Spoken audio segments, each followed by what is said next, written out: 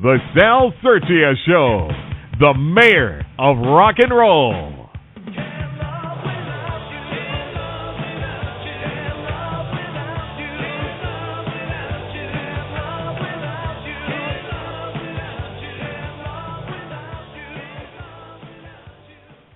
Now, there goes a song.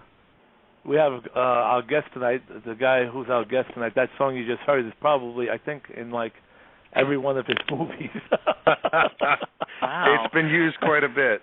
In different versions. Tonight we have a great show, folks. Well, we got Joanne, my partner's hanging loose over there like a long-haired goose. Joanne, baby. Like a long-haired goose. Brother Glenn just called in. Brother Glenn is a writer, director, actor, filmmaker, editor. He does it all, man. We met in about, I think, 2001, and we've been very close friends ever since. And I've worked with him like almost in everything he's done, from like Fear of the Dark until not too long ago, Fairview Falls. But I know he's doing a lot of great stuff right now. And so, let's bring on Brother Glen Baisley. How you doing? Pleasure to be on here. You know I love you when I give up the Walking Dead finale to come on and talk to you. I hope. Either that or it just makes me a complete publicity whore. Both could be true, but you never know. You know, it's funny. I hope you have you taping it with a VCR. Of course I am. And tonight, probably people will say, "That hell with Sal's show." I didn't even know tonight was the finale. I haven't even watched the show. Sacrilege! I've seen season 1 and season 2 on Netflix, and I haven't seen season 3. And what is it right now going on? 4? 4. Yeah, it's been really great this year.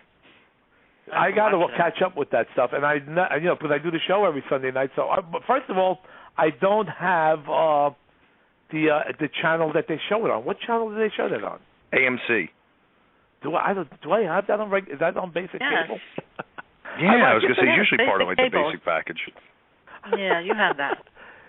Oh, well, I guess I'm too busy watching movies like Fear of the Dark every Sunday night, and The Tenement, and Fairview Falls, and Sins of the Father. Who's got time to watch The Walking Dead, man? It's surprising that I have time to watch The Walking Dead. I've got just so much on my plate. That's why I barely ever sleep.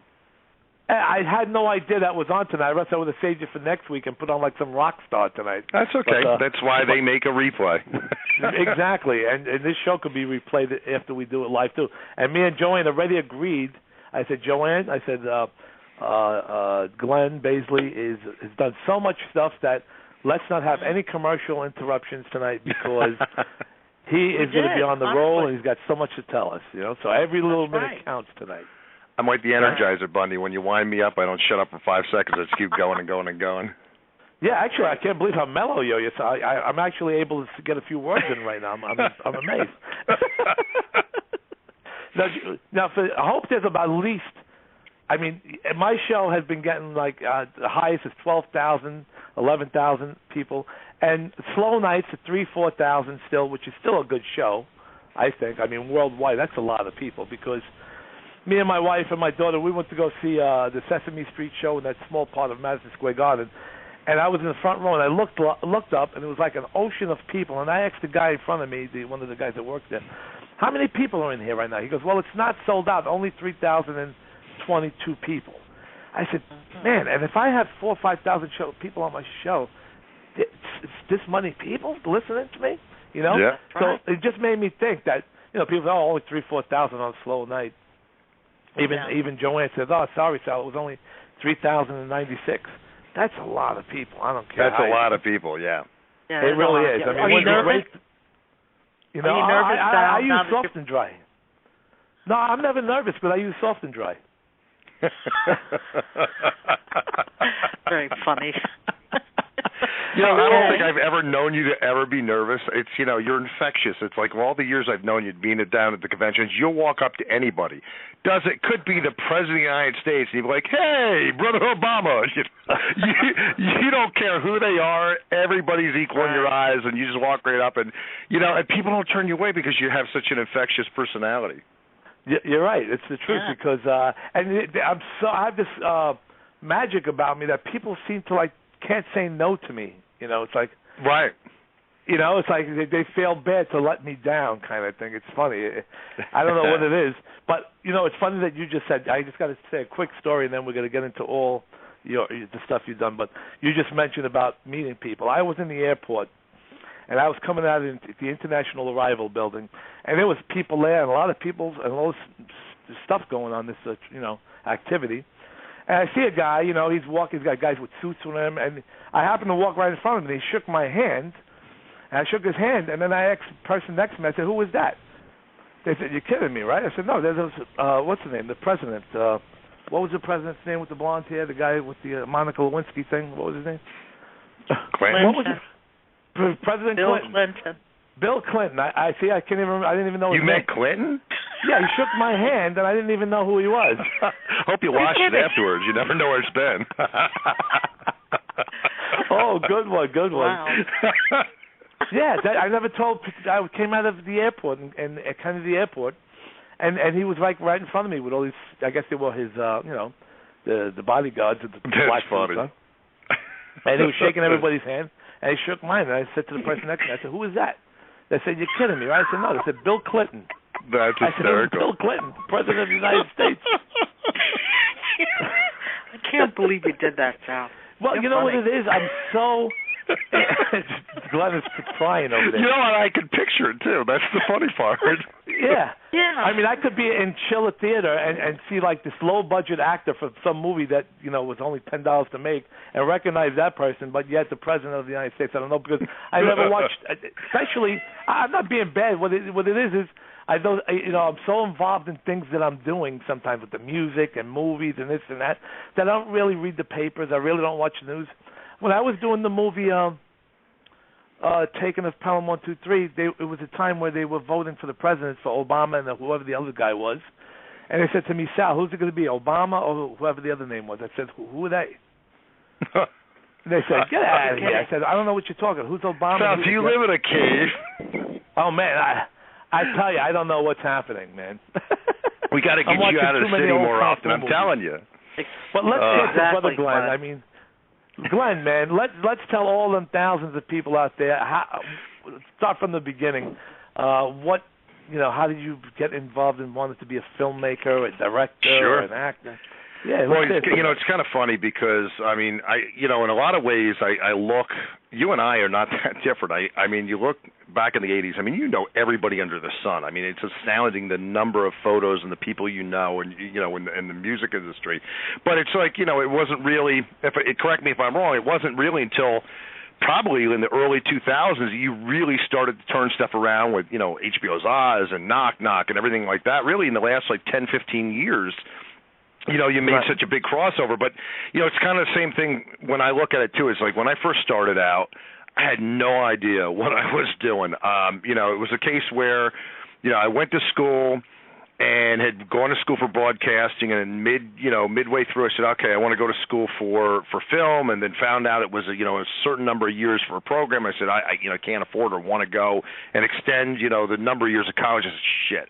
So I went back and forth. At one point I wanted to become an English teacher, and ultimately I wound up wasting the better part of 10 years working in retail before I sat down one day, with a buddy of mine. We'd get together on the weekends and watch these B movies and, and even, the major Hollywood movies. And, you look at all these movies, especially the big Hollywood movies, and picking them apart, like, well, look at the flaws, look at this, look at that, look at the writing. I could do better in something like that. And my friend turned around to me and he says to me, he goes, well, why don't you? And I said, yeah, with what, And so I pulled together literally every bit of finances I could together, and actually take a step back. I had written something, tried to submit it to Full Moon, Richard Band's Full Moon, and it got a nod, but it didn't get accepted, and but that was enough encouragement for me to do my own thing. And like I said, so I went ahead and we did Fear the Dark. A lot of people were saying you could never do it. Why don't you start out with? I'm tired of hearing. Why don't you start out with a short story? I didn't have a short story. I had a full, a movie in me, and so I just said, do it. I'll just do it. So it was a big learning experience. We shot the movie in 2 weeks. In fact, that's where we met through the internet. Or was it through a convention, Sal? I don't remember, but I know the title track in the end credits. We used one of your songs, "What You Do in the Dark," and it's kind of been a sort of a catch thing that we've always featured one of your songs in all the movies that we've done since then. Mm-hmm. "Can't Live Without You," like you said too before, has been used a billion times. The first scene we ever used it in was with Ed Shalinsky, played the taxi driver in Tenement, where he's actually suffocating a prostitute, and the music's playing in the background. And actually, that was a scene when we put it on YouTube. It got banned from YouTube. But that's kind of the origin of things. When it's just anybody's listening out there, don't let people tell you can't do it.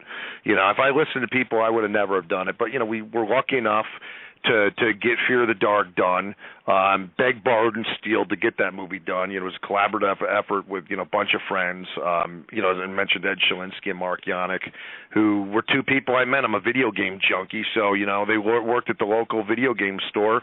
We became friendly, and I'm like, hey, you guys want to help me? And we've been friends ever since. But it's kind of an interesting thing too when you look back.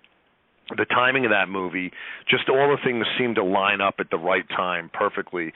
When we were looking around for a funeral home, first off, if it's a horror movie, you tend to get people that frown. Then when you say you have no money, you get people that shut the door in your face. I got really lucky with Mars Funeral Home that we used in Pleasantville. At the time when I, had went to them, and it was down the block from where I worked in an electronics store in Pleasantville. Incidentally, the Pleasantville movie inspired by that town. I think the writer originally grew up there. But I had gone to Mr. Marr, and he said, my son is an aspiring actor. He's a struggling actor, so I'm sympathetic to it. And sure, we'll let you shoot here. And the only thing I had to pay for that was $50 to reline the casket, because I guess there's a New York state law that if a casket's used, you have to pay $50 to reline it. So whether or not that's true or not, I just thought that was kind of interesting. But we were able to get all the funeral arrangements for free and stuff. But anyway, the point is, what was interesting about that story is that his son, at the time that was the struggling actor, turned out to be Sean Marr of Joss Whedon's Firefly fame, who's gone on to do a bunch of other movies. So it's just kind of funny that, that lined up. And from that, shoot that we did, when I was looking at the local penny saver trying to cast, because I didn't really know how to cast at the time, and a local freelancer for the New York Times happened to see the solicitation for casting, and so she called me up and thought it might be an interesting piece. And before you know it, not only did it was a double home run, because we got Mr. Marr let us use that funeral home, which was a signature shot in that movie, but that scene was featured in the New York Times, and it was because of that later on it kind of drew the attention of Michael Gingold from managing editor of Fangoria magazine, and we became friends through another mutual friend, and he ended up making a cameo when we did reshoots for Fear of the Dark that October. It was a snowball effect, and then that movie did enough that, I was able to get the Tenement, and because Fear of the Dark, I had independently distributed it, was successful enough, we were able to get our first movie out through Brain Damage, and that was the Tenement, and that's where I met you. Yeah. I'd known you already, but we put you in the movie. So it was just sort of a daisy chain, a snowball effect that happened with Fear of the Dark. A lot of, chance encounters and a lot of things that just lined up at the right time. All the pieces of the puzzle just fell into the right place. But, it was a good thing. In fact, we ended up putting that movie out through Brain Damage some years later on in a director's cut. I went back and kind of retooled it a little bit more. It's been fun. Like I said, Tenement, you starred had a cameo as a bartender, and we shot actually in Teasers, which is a real strip club. You remember the night that we shot there? Oh, how could I forget? That was a long night. I think what we wrap up, it was something like 4 or 5 o'clock in the morning when we walked out of there. No, even I think it was 8. It was daylight. Actually, you're right. And then I ended up having to go to another shoot that day down towards the riverfront with Danielle, who was Danielle Russo, who had been in Fear of the Dark, who was in the taxi driver scene. You're right, it was like 8:00 in the morning. We were at 4 a.m. We still didn't start shooting. That's right. We got there. We had to wait till the place closed, and we shot about 8:00 in the morning, and then I ended up going up to another shoot after that. But it was interesting too, is later on, Teasers became a pizzeria.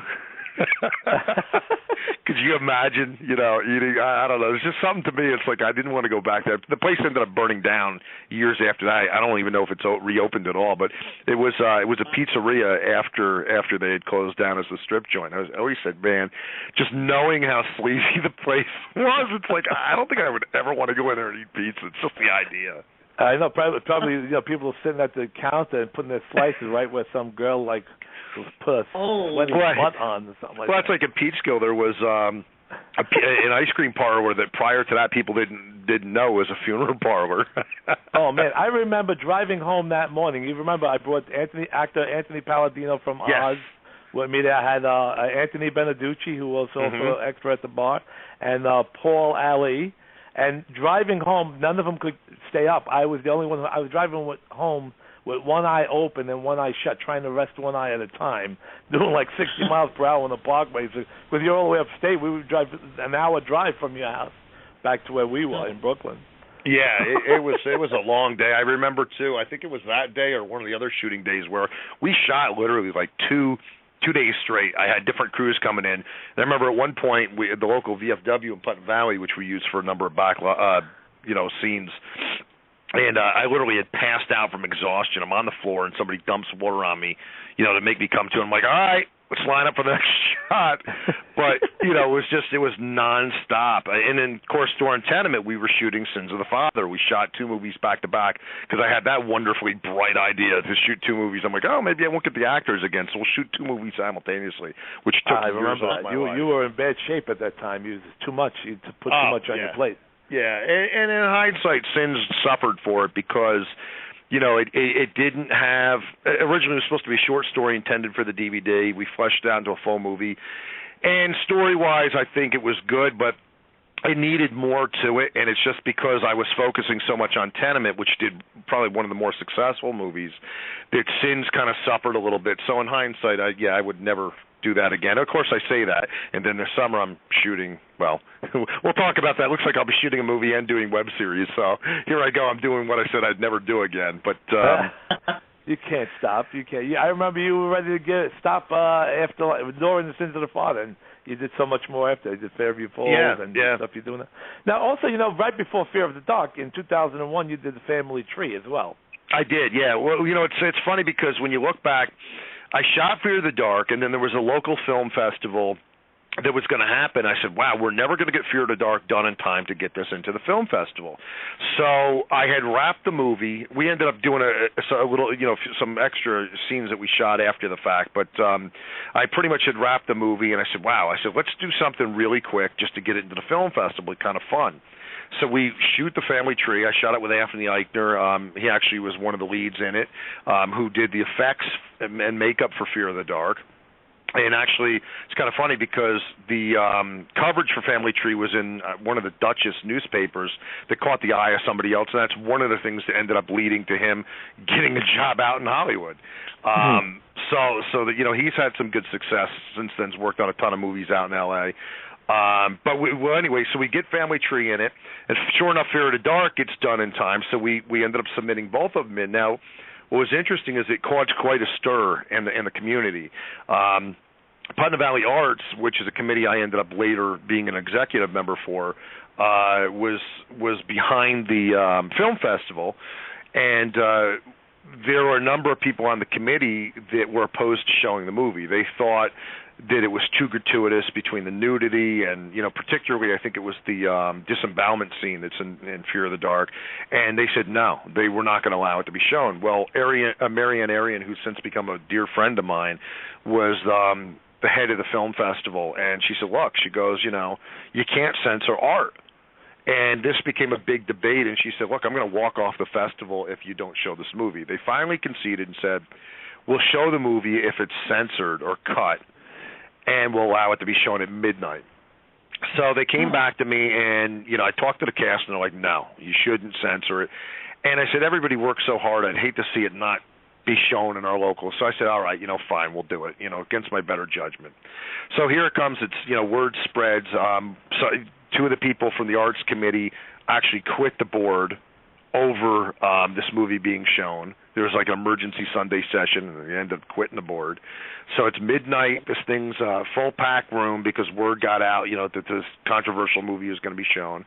It's about 5 minutes before it's going to be shown, and I talked to the new head of the committee, and she says to me, I said to her, it's too bad that, we can't show the uncut movie. Look, it's an all-adult crowd in there. It's after hours. I said, and look at the turnout. She goes, yeah, it's too bad. She goes, it's a shame you don't have the uncut version. So I fish it out of my pocket, and I just happen to have it with me. So she kind of looks at me, doesn't know what to say, and she looks in the room. She looks back at me. She goes, yeah, I guess so. She goes, but I just got one question to ask you. And I said, well, what's that? She goes, you seem like such a nice guy. Why do you make these horrible things? And it's something that's kind of stuck with me. I've heard this over and over and over again throughout the years, and it's like I've always said, look, do people judge Stephen King? By the works that he creates? It's fiction. It's horror. I write about the things that personally terrify me. I'm not that person. Yeah, exactly. That's you always get that. I'm sure they must have got that at one time as well from people, but then they become so big and successful. Well, now it's okay. Yeah, I had seen an interview somewhere with, and I can't think of the actor's name that plays the governor in Walking Dead, speaking of Walking Dead, because it's on tonight. And, of course, he's a pretty nefarious character, pivotal character in a couple of the seasons. And, he'd said, how he'd gone down the street and people would boo and hiss him on the street. That's a character he plays. But people take this stuff so seriously. In fact, I remember, some years towards the years later, I'd end up becoming the co-chair of the film festival, and I think it was the final year because it ran 5 years, the film festival. And we're up and we're preparing on the roof and we're blacking out all the windows with the tarp. And there was another colleague of mine that was up there, and I have a sixth sense of humor, and I have a staple gun, and I'm stapling them down. I'm looking at it, I'm like, wow, this would be a great tool for a horror movie. Staple somebody's eyelids shut. And she looks at me and she goes, and you call yourself a parent. And I'm like, it's a joke. Do you really think I would go out and do that? And that's the thing. People take stuff so seriously. Yeah, but did you ever see the episode of Oz where they grab the guy in the room and they staple him all over his face? I did. I remember that. Oz, I love that show. And I look forward to always trying to find you. It was like, what is it? It was like, what's the book? Find Waldo? Yeah, where's Waldo? It's like, where's Sal? That's me. Trying to find you, and all the different scenes with the Italian gang. Yeah. It's like every week, you're waiting for the scenes in the what's it called? M City they called the. Yep. And then there was the sexy shower scene. Sal with the towel. Wasn't I hot with my towel on? God damn. When I saw that, I almost fell off my chair. I said, you sexy mother. So, not to change the subject, I've just thought of something when you said before how we met, and it hit me. I said, I didn't even have a computer yet. I had web TV. How many years? Yes, I remember that. That's right. Right. I had web TV. God, I forgot about that. Yeah, I was hungry for somebody to use my songs somewhere. I had so many songs. So I just typed in on web TV. I went to Yahoo or whatever it was. I said, people who are looking for songs for movies. And I looked at a couple, and there was yours. It said, looking for songs for a movie called Fear of the Dark. I said, oh, man, I got a song called What You Do in the Dark. I said, yeah, which is perfect match. And I sent it, and you wrote me back. And that's how it all started. That's right. Then we met at one of the Chiller conventions. It was the first time we actually met. Yeah, you invited me. I had never heard of the Chiller thing in my life. Thank you for introducing me to that, because it's like one of my favorite things on the planet to do. I love going there, and hanging out and just making more contacts and mingling and busting everybody's chops. So, go up to people and say, "Hey, you don't look the same as you did 10 years ago. You got pretty old. Thanks. You got any more I can see you doing that too. I do. I'm fooling around, but some people get so upset. What was the guitar player from Kiss? The other guy, not Ace Frehley or one of the other Paul guys. Stanley? No. One of the newer guys who took okay. Ace Frehley's spot. And I was like, hey, I was just looking at the picture, and I'm looking at him in the picture. I said, hey, that's you? That doesn't look like you. He goes, you got any more insults? I was busting chops over there, but they all love me. So, okay, I'm sorry. I didn't mean to talk about myself again. I gotta No. Well, it's funny because, what I like about you, and you're one of the rare cases I've done it in the movies, is you go back, you look at Tenement, where you were a bartender. And I like the idea behind him. Of course, I said, well, what do I name him? I'm like, he looks like a Sal, so your character was Sal. So then we did Sins of the Father, and we expanded the part a little bit more. And Sins of the Father kind of jumped ahead in sort of the future of the series. And we mentioned a little bit of some heroic deed that you did. And flash forward a number of years later. Well, it wasn't a number of years later. It was a few years after that. We shoot Fairview Falls, and I said, Sal, how would you like a main role? We're going to show that heroic thing that you did, and so you have this pivotal role in Fairview Falls. And really, the only other time that I've done something like that was with Michael Valenzuela, who showed up also for the Tenement, did an improv as an actor showing up for an audition, and we ended up he became a central character for Sins of the Father and a major character in Fairview Falls. So it's the two of you, came out of Tenement, and we built these whole storylines around you.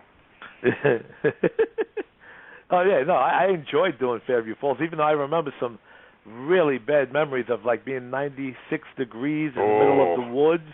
Yes. And what's his name? We were behind the scenes, we were goofing around. He almost fell, so he grabs my arm. And that's when you lost your mind. I'm sorry to laugh. I just remember what you yelled at. I said, should I? I guess I could say it, but I don't know. It's internet radio. You could say anything you want, really. But it was like, ow! You just pulled my nuts.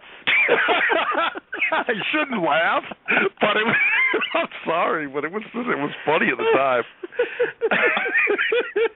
I think that made I think we put that as a blooper on the DVD, and it's horrible. It is. I shouldn't laugh about that. It is. But on it was the just, DVD. I don't know. So many years passed by. At the time, it wasn't funny.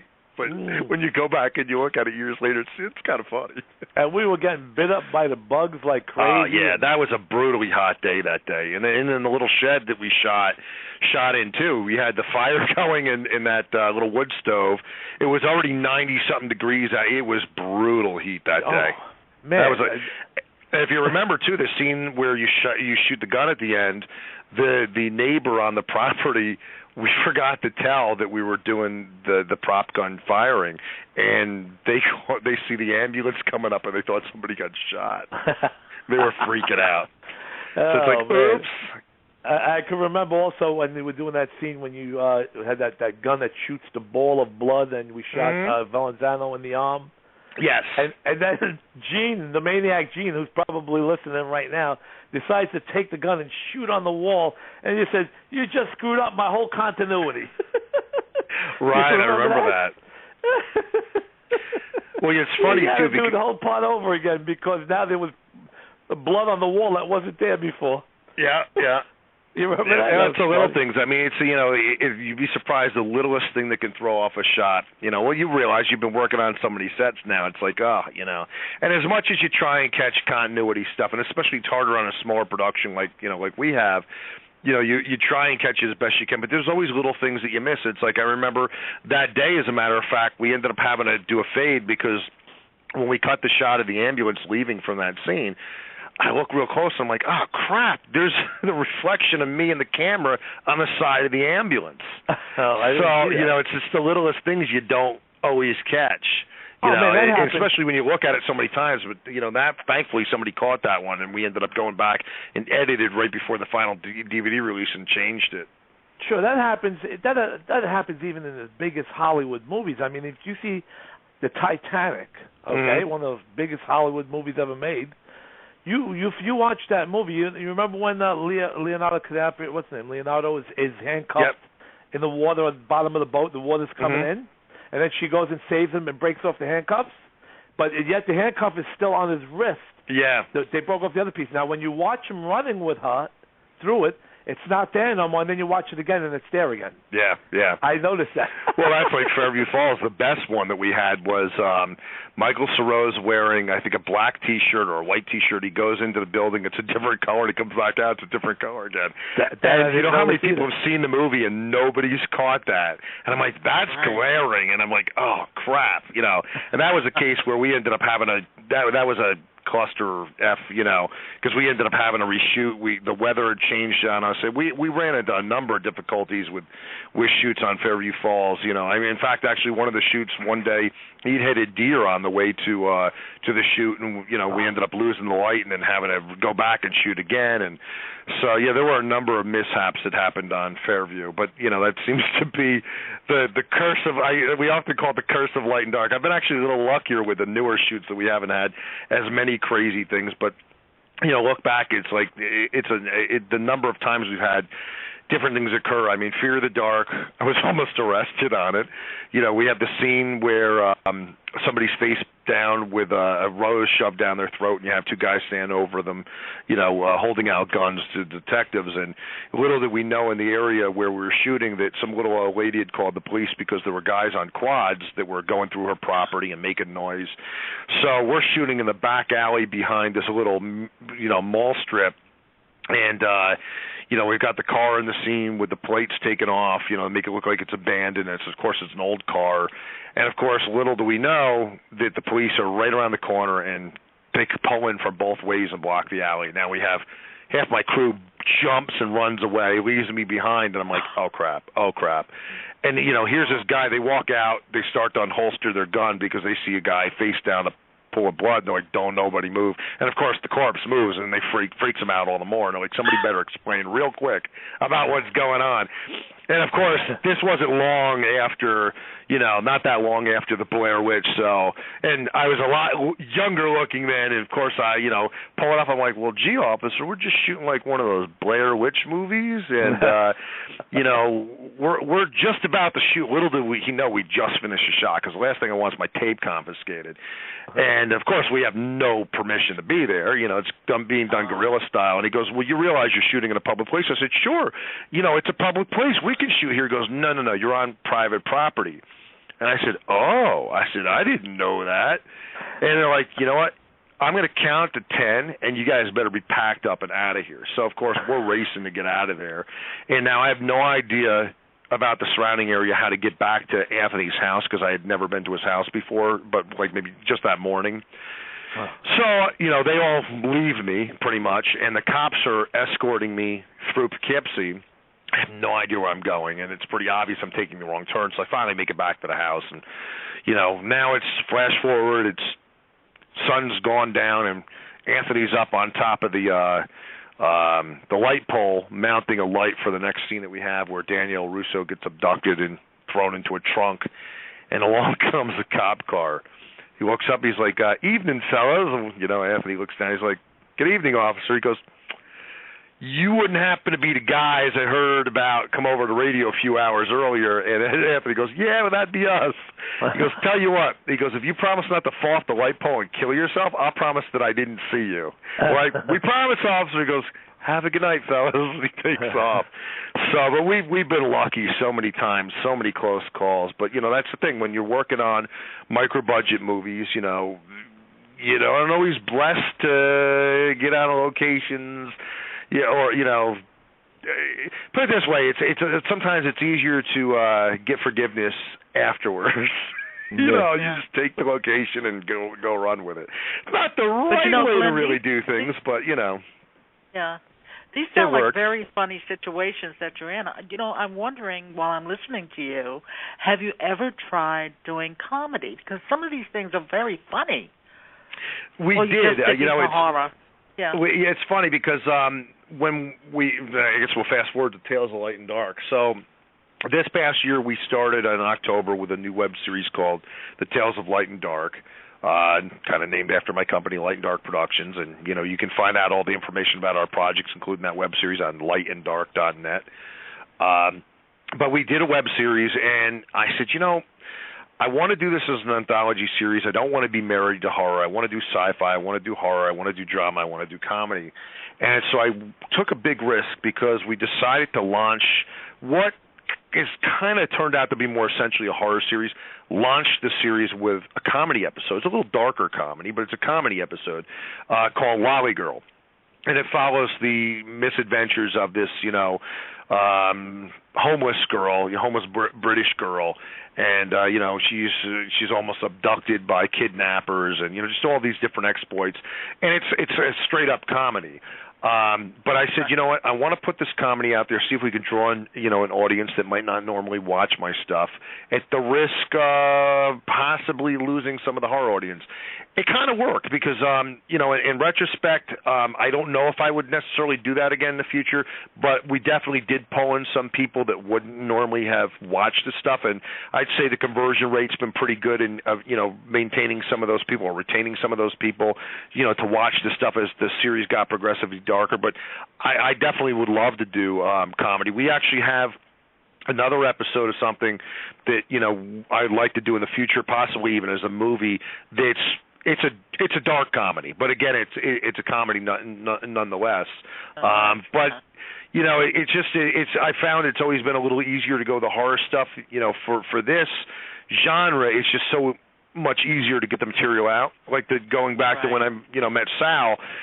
When I first started doing this, I said, okay, I'd love to do a straight drama, but where's the avenue to promote when you don't have any money and you're doing a grassroots? Well, if you do a horror movie, there were the conventions, and that's what I did for many years. I promoted, grassroots promotion on these conventions to build the following, and it worked. Right.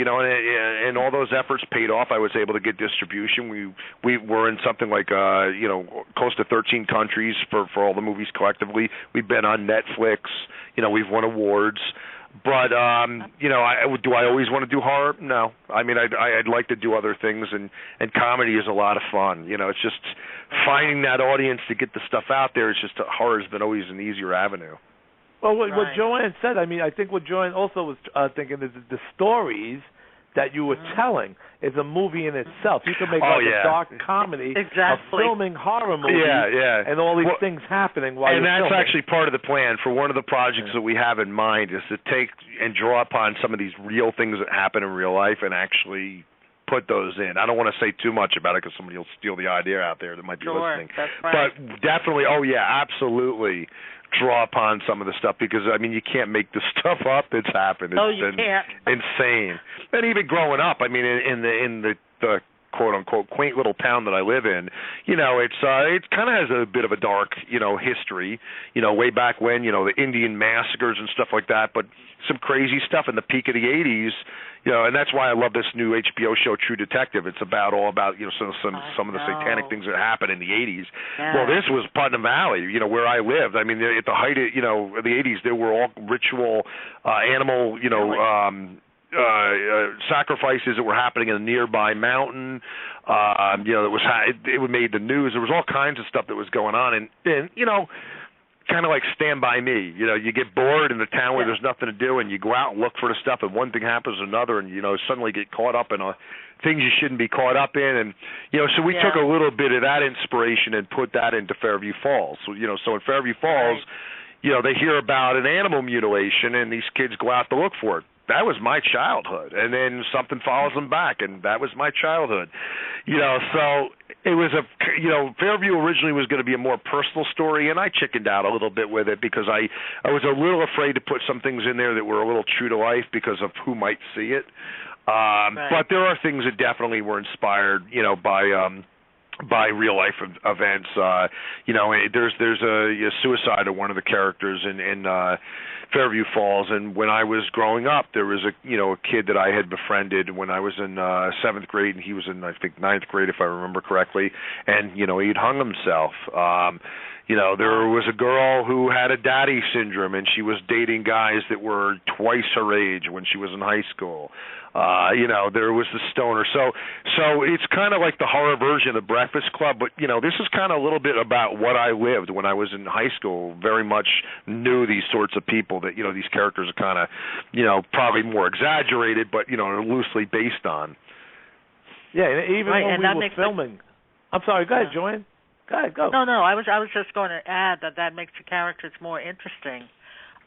Glenn, when people are watching it, I guess they can look into it and see that these are real-life situations for maybe even people in the audience. Well, that's like Joe Oria, who passed away, and he played the Black Rose Killer through a number of my movies, passed away a number of years ago, had become a very close friend of mine, and he, the one thing I loved about Joe is he intuitively knew what I wanted. I really didn't have to give him much direction. He just really kind of interpreted everything, and we were in perfect sync. And we had a conversation once, and he goes through, he goes, he just kind of knew it. He goes, you kind of have a dark background, sort of, you came from some dark roots, things happened to you when you were younger, and he could kind of see, he sort of could see beyond the veil, and he really got me, and I miss Joe a lot. But it is. I mean, you draw upon these things, and I think that's what makes the stories more interesting. I've always pushed myself to get a little closer to that, and there are things I wish I'd done differently with Fairview Falls. But it's an opportunity to go back and be able to do new things. I mean, there's one thing that happened to me in college a friend and I, some exploits that happened, which, again, I don't want to give too much away because it will be a future story that we'll do in the web series, that I've decided after many years, kind of wrestled with, wow, I hadn't really told many people about this particular incident, and I've actually made the decision. I said, you know what, this would make a great story to actually do, as a webisode, a very haunting thing. It's about something when we were in the woods, sort of a discovery we had made, and it'll be something we'll do in the future down the road. But as I get older now, it's a lot easier to let go of things, and it's so much distance between them and be able to rationalize them up more. But when I started Fear of the Dark, I mean, it was everything was so new to me, and even Fairview Falls, I mean, which is more than 8 years ago. It's just time as the distance goes by, you're able to, I think, become more experienced person, or you just come to grips with more things, the older you get. So, I think that the stories I'm telling now, they have a sort of a personal side to them, but I think they're a lot more grittier than things we've done in the past. I mean, especially Open Call. If you look at Open Call and Tales of Light and Dark, Sandy, who's the star that I'm going to butcher her last name because I always mispronounce it. Appadesano. I think I got that right. But Sandy, who's been in Fairview Falls and Sins of the Father, kind of identified it. And she went, she's an older woman, in her 40s, and she went through a divorce, and we kind of put a lot of that into the character in the story, and so she was able to really get into that role. And I find now, I find myself not only taking bits of me, but as I get to know people and the actors, and that's why I like working with the same people over and over, I take bits and pieces of them from real life and I put them into these roles. And I think I find it helps them identify with the character a lot more, and it brings out, even better acting in them, for these roles. Yeah, Joanne, in fact, Glen Baisley has all a lot of the actors that he works with are all like a big family. They're all friends, and they always will work with Glenn, even me. And you've got to give out a shout-out to Mike Lane, because Mike Lane has given his whole life to Glenn in movies. Like, he'll do anything. Mike, I think, has been in every single thing but probably one of my shorts. He's in 2 of the episodes of Tales. He's in Fear of the Dark. He's in Sins of the Father. He's in Fairview Falls. He's in Tenement. Yeah. he's sort of in Family Tree because we grabbed another scene that was Fear of the Dark and put it in there. But yeah, Mike is fantastic. I've been working with Mike has grown beyond just acting. I mean, his contributions over the years, and helping collaboratively put these things together has been enormous. I mean, but there's a lot of people. I mean, like I said, I mentioned Ed Shalinsky that I've known for years before. Jude Basillo, who I met on Sins of the Father, has become invaluable, working on these productions. In fact, with Jude's help this past year, I don't think I could have gotten Tales done without, Jude and a lot of these people, that put their time in it. Joe Policastro, I met on Fairview Falls, became a very integral part of production for Fairview Falls. But like Sal said, it's kind of like the Light and Dark family. I love working with the same people over and over again. It's become more than just, a director-actor. We've developed really deep friendships. And, I've worked with many of the same people now, for 15 years. Wow. Yeah. And the thing, Joanne, also, remember, like we were talking about when we had Debbie Rochon on, we were talking about Glenn, who I said, Glenn is like the only guy I know that has these independent films and actually gets them out where you could go to, at one time, you could go to Suncoast Video and find his movies in there. You could go to Hollywood Video and see his movies on the shelf. I know people that make movies for like, $200,000-$300,000 budgets, and they don't even get them put out. It's like, what's that, So it's like they sit on the shelf. And Glenn, you got to give him 100% credit for actually getting these movies out on them where people could buy them in stores. I used to see your movies in Suncoast. I'd be in Suncoast and show people about. I still see them show up at FYE every now and then. FYE has them, and I love going in those stores and going up to the counter with the DVD and showing the people my name on the back.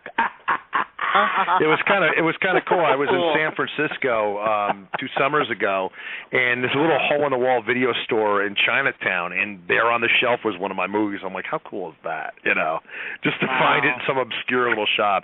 But just mentioning Debbie Rochon real quick, I just want to give a shout out to her. It was a couple of shows ago when she was on, had some nice things to say, and definitely I really appreciate her, doing her performance in Fairview Falls. That was so cool of her to do it, and she's just such a classy lady. Yeah, but I got a question. I got one question that I always meant to ask. Now, I'm a little jealous for the simple reason that every time you have a movie and Mike Gingle, why does Mike Gingle get to make out with all the good-looking chicks?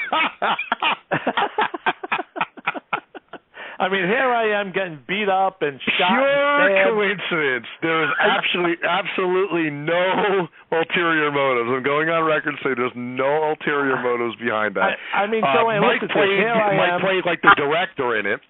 That we built in the roles, and we decided in Tenement, he's sort of this sleazy kind of director, and so he makes out with one of the actresses that's in his role. So we modeled it, after it's just like this really sleazy. I mean, we say Corman, not that Roger Corman is not sleazy at all, but his name is Corman in the movie, so it's not at all meant to be Roger Corman is sleazy because it's not.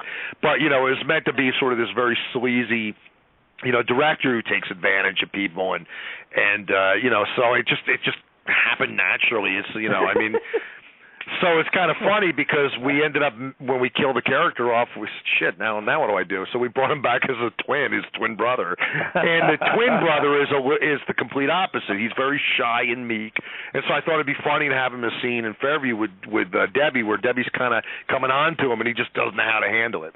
And also show him in the scene with Carrie Taylor where he's making love to her, and it's sort of a slightly disturbing scene. And so I wanted to show the complete opposite, contrast to his brother. But no ulterior motive. It just happened to be that for the character.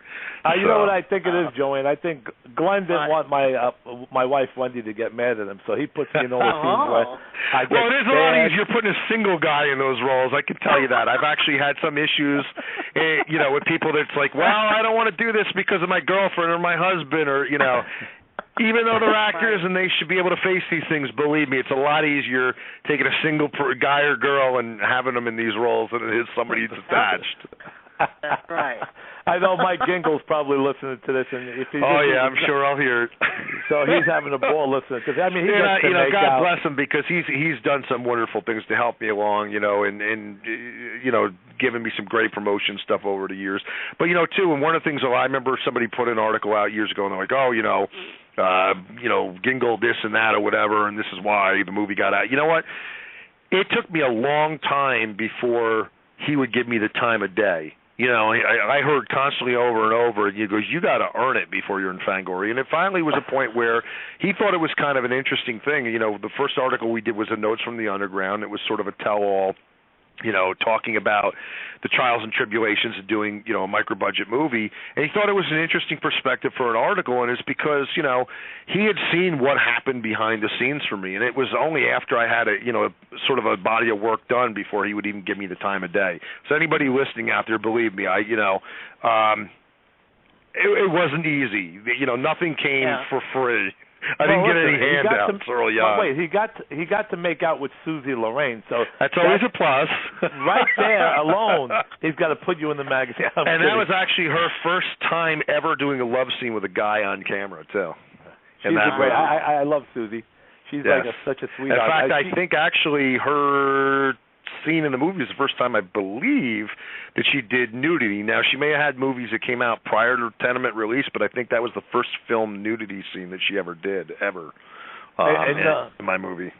When I first met Susie at Chilla, I used to make up T-shirts. I made up a T-shirt of the Tenement, which I used to print out pictures from your movies and get the iron on things, and I made a few T-shirts. And I made a T-shirt where she's up on the cross, she's up on the cross, and I walked up to her table at Chiller, and she was like, "Oh my God!" I'm wearing a T-shirt with her on the cross.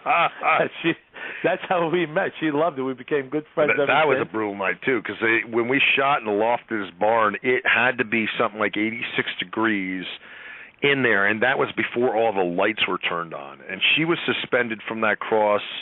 God, I think that scene, it had to be 2 or 3 hours with glaring, bright, burning lights on her. I mean, she was a trooper. It was just physically exhausting for her to do that scene. And it was not. It was at least, it had to be maybe about 3. Actually, it might have been 3 or 4 hours. Come to think of it, it's been so many years now. But that was a long, long night too. Yeah, a lot of people that watch movies and they think like movie making is so much fun, and it is, but there's moments that is just miserable. Yeah. I mean, you can be and in that scene too, for all it took, the amount of time, it's not a very long scene in the movie. Right. But it became a pivotal scene that we referred to, and actually, in the mythos of the movies, the Black Rose Killer, as we learn later on, based a lot of his kills, were inspired by these movies that he'd watched that were directed by the fictitious, Winston Corman. So we kind of built the mythology over the 4 movies, and like I said, now Tales of Light and Dark, we sort of moved on to a new universe of stories and to tell. I think we kind of when Joe passing away, I didn't kind of have it in me to really do anything more with the Black Rose Killer, and I said, I think it's fitting we just kind of end here with it. So that's why now too, all these new movies are, all the new shorts and stuff are all new storytelling. It's not to say that we won't bring back some characters from the past. In fact, Rich Redmond's character, which is from Sins of the Father, is featured in Open Call, though we don't call him out by name. He's sort of hidden in there, and we've done a few things, just to kind of populate things here and there. So, we may return back. In fact, I have some ideas where I think Sal will return back again. I mean, poor guy has no luck, between his bar being closed down after, one of the people gets killed in his bar, and he gets shot, and so he's going to have some good luck eventually. Oh, something good is happening to me, huh? Yeah, baby, I'm ready. Yeah. But yeah, it's a lot of new projects. I've been doing a lot of stuff aside from Tales. Last year, we had the release of the Phantom of the Opera Unmasking the Masterpiece, which is by Cortland Hull, of The Witch's Dungeon. You can go to preservehollywood.org to buy that, and also with Bill Diamond, BillDiamondProductions.com, and you can find Bill Diamond Productions on Facebook. But that came out, and it's actually up for a Rondo Award. Hopefully we'll know in the next few months whether or not it's won. It's up for Best Documentary, and I was the editor on that. And Bill Diamond is a happening dude, Joanne. I don't know if you ever met or heard of him. He's a great guy, too. Yeah. Great guy. He really helped out done with the Tales stuff. You know, we used a lot of his studio for a bunch of locations for open call and for geo-killing. Actually, almost the entire thing, a geo-killing episode, was shot there. And I'm working now with Bill on Monster TV Network, which is really cool. So, you know, he does puppets. Basically, all his characters are done in puppets. He worked way back in the day on the Great Space Coaster, and he worked around Sesame Street, so he's got a rich history, working in puppetry. But in any event, Bill is doing his own thing. He's an amazing, talented guy, and he did Doc Ock. I know I'm going to call that the wrong thing. He's going to kill me when he hears this, because my brain is shot. But I'm just going to say Monster TV Network. I'm bad at it. Bad publicist. Fire me now. But Bill is working on the Monster TV Network, and basically the idea behind it is that the classic horror monsters that we all grew up and loved, Frankenstein and Igor and the Phantom and everybody, they've band together to start their own television studio. And so, we just actually launched one of the episodes recently that's got full moon news. It's Market After Midnight. So it's all with these puppet characters, and Jude Pasillo actually voices one of the characters. Of course, Bill does as well. And you can find that on the Facebook. You can find that on YouTube and on Vimeo. But, again, you can go to Bill Diamond Productions on Facebook, and you'll find those episodes. But so I've been doing a lot of work with Bill lately, and continue to do some work. And we're looking to get back into the summer to do more with the Tales of Light and Dark. So it's a busy time. There's not much downtime for me these days. Yeah, no, you're doing a lot of stuff. I recently also I sent you the Can't Live Without You version by that girl Teresa. Yes. You sent me. She's the girl running on the treadmill. Yeah, we featured that. That was featured in the Truth, Justice, and the American Way episode. And that's the third time, because the original version we used was in Tenement, was with you. Then we used, I'm forgetting the other lady, the version we used, was it Fairview Falls? Oh, yeah. Well, in Tenement, isn't it two versions? There's the one with me and the one with the girl Kathy singing. Right. And I think we used it again in Fairview, I believe. Yes. And then we used Teresa's version in the Tales of Light and Dark episode. You see, Joanne, watching Glen's movies is like so much fun, because when I put on one of his movies, I sit there, I'll see myself in the movie acting, plus my music pops up everywhere. We're in the bar in Fairview Falls, and on the jukebox, it's got to be great. Playing my song Devil's Tango, right? Yes, yep. The jukebox is playing the music, and it's my songs. And the Tenement, you even got like real good write-ups in magazines about the music that I did for you in the beginning of the Tenement, the menu music. Mm-hmm. And then you used it throughout the whole movie, even at the credits. I just had fun. You asked me to do something, and I just pulled out my 4-track and my guitar, and I just started jamming on the keyboard. And I did that one shot. I had no idea what I did, and I sent it to you, and it ended up being a masterpiece in the movie, man. Yeah, it's always fun. It's the kind of we always feature something somewhere. It's sort of the running thing, throughout the movies to get something in there. Yeah. Well, you know what I'm going to do? I'm going to nerve up. I'm going to get my nerves together, and I'm going to watch one of your movies, Glen. I am not a horror person, but from listening to you, it has its excitement in it, and maybe I can get over the hump. I think I can. I'm going to do that. Oh, definitely. Well, the Tales of Light and Dark, they're all free. Web series is available now. You can go to lightanddark.net and you can see them. We've also done behind-the-scenes featurettes, so that's a great place to get started. And some of our stuff is, Fairview Falls is also available on Amazon Instant Video. And then the Special Collector's Edition is available through our site, lightanddark.net. That's the Insanity Edition, which is just loaded to the gild. I'm a big fan of extras, so like something like that, it's got a full running commentary, it's got an hour of extras, it's got a short film that has 3 commentaries just for that, including 2 drunken commentaries. But the Brian Spears and I had fun just goofing around doing. It was one night just kicking back and relaxing. And Brian Spears has been a great talent that I've worked with, and he's gone on to do some amazing stuff. He's like the sought after East Coast makeup effects guy. Done everything from Stakeland to just one movie after another. It's amazing. But I was blessed to have him, working on Tenement and Sins of the Father and Fairview Falls. And now, with the new movies, Danielle Masterson, who's actually got a gallery showing coming up soon. I believe it's April 25th. At Raw. In fact, actually details you can find on my Facebook page. You can go to, just key in Light and Dark Productions. There's Light & Dark Productions on Facebook, but there's on there. But she's got a gallery showing at Raw. Does amazing, amazing work. And you don't even really see the tip of the iceberg with stuff that's in Tales, because we didn't have any really crazy stuff, to really showcase her talents. But the stuff, when you see what she does, it's mind-blowing. She does some real graphic simulations, of like terrorist stuff like that. She has some of these pictures in her gallery showing. There's just like, wow. I mean, it's hard to look at, and it's just her makeup is just outstanding.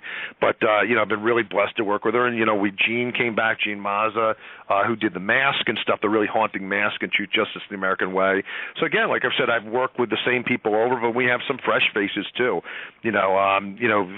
Was really cool to have Stuart Thomas now for Truth, Justice, the American Way, who's one of the new actors. He had a recurring role as the priest through the new episodes. And of course, the gang of Geo-Killing has been fantastic. Haley Rice and Michael Knowles, Sabrina Coleman, who is actually married to the NFL sports star Eric Coleman.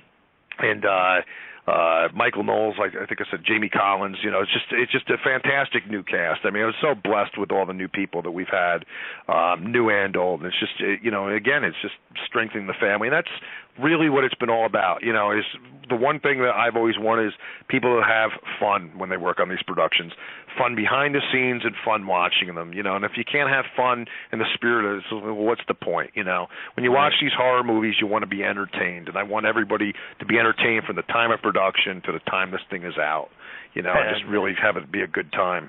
And Brother Glenn, this show has been entertaining. It's 10 o'clock. We're going to get a cutoff any second, so I want you to give everybody a shout out, and it's a great show. I mean, it flew by. We're going to do another one with you real soon.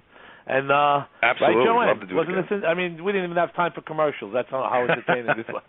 Yeah, that's well, right. definitely appreciate being on the show. It was great talking to you guys. And check out lightanddark.net. Support independent film. If you want to see stuff, keep coming. Let us know what you think. Like our fan page and like our products, and hopefully you'll see some good more things from us coming down the pipe. Great. And tomorrow we'll let you know how many people were tuned in. Joanne always lets me know the next day in the morning. Cool. And hopefully it'll be 500,000-600,000 people, and maybe you're going to sell that many copies of your movies. And if you didn't watch Walking Dead and you listen to us, well, thank you even more. This has been the Sal Sirchia Show with my partner Joanne and Brother Glen Baisley, and we say cheers to you all. We love you, and thanks for tuning in, folks. Thank you. Thank you for listening. This has been a Mathis Media Hub production.